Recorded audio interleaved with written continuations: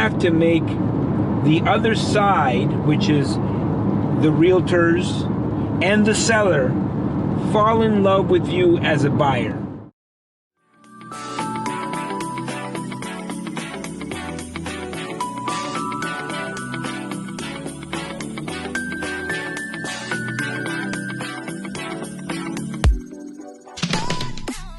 So sometimes when you are asking for an extension, it's kind of like an awkward situation. How do you navigate around that?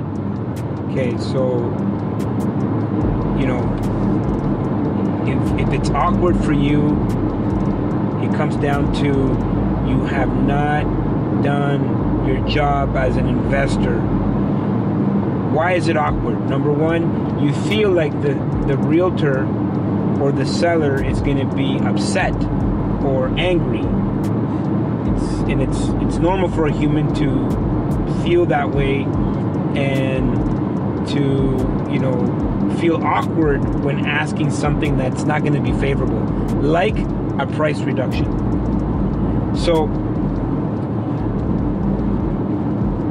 who's ever watching this video, what you need to understand is that you have to make the other side, which is the realtors and the seller, fall in love with you as a buyer. What they're afraid of is that you will not have the ability to close. You might not get financing. You might be kicking tires. Okay, that's what they're scared of. And so your job is to continue to reassure the other side that you are the person that is going to buy that property. And so you have to put pressure on them. And the way I do it, number one, I build a really good rapport with the realtor so they understand exactly where I'm coming from, exactly my capabilities.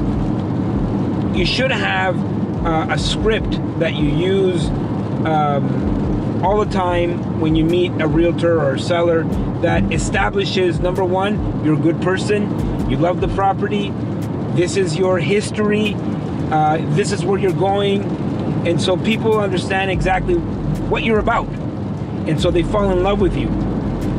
Here's one of the biggest mistakes that people I watch a lot of investors make.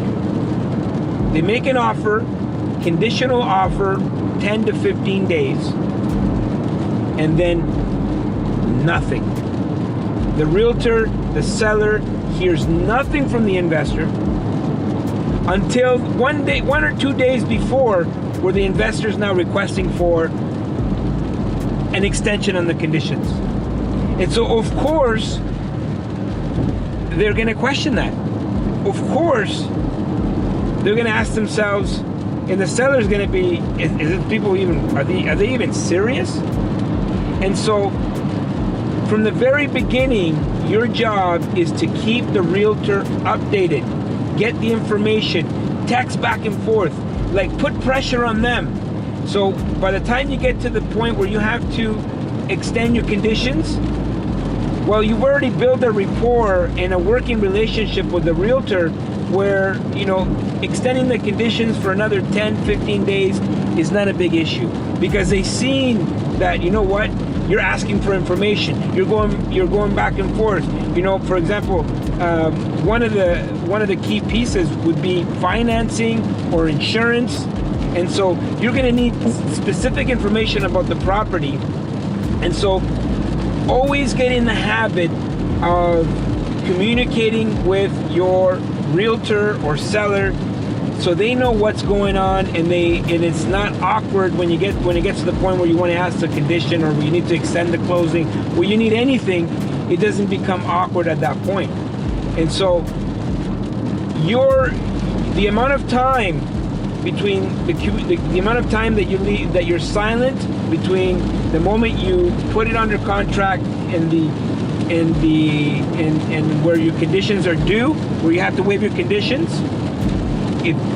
If you are silent, the longer you're silent, or the more the realtor doesn't hear from you, the harder it's going to be for you to get the things that you want, like an extension, like moving the closing date, like a price reduction, like other things that you're going to need in order to close on that deal.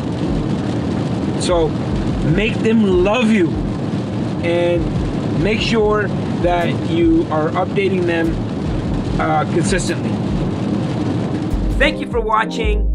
Don't forget to comment down below, subscribe, hit the bell to be notified the next time we're doing a video. And guess what? Like, share, dislike, I don't care! Let me see how that looks.